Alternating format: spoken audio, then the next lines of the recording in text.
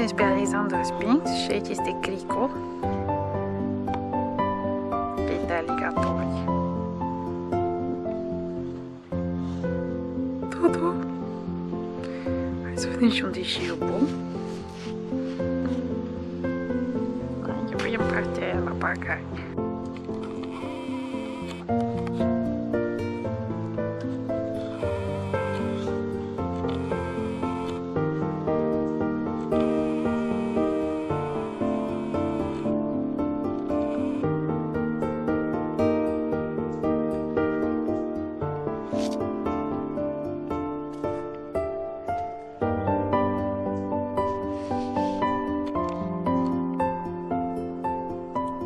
Sunteți pe Alexandra Springs.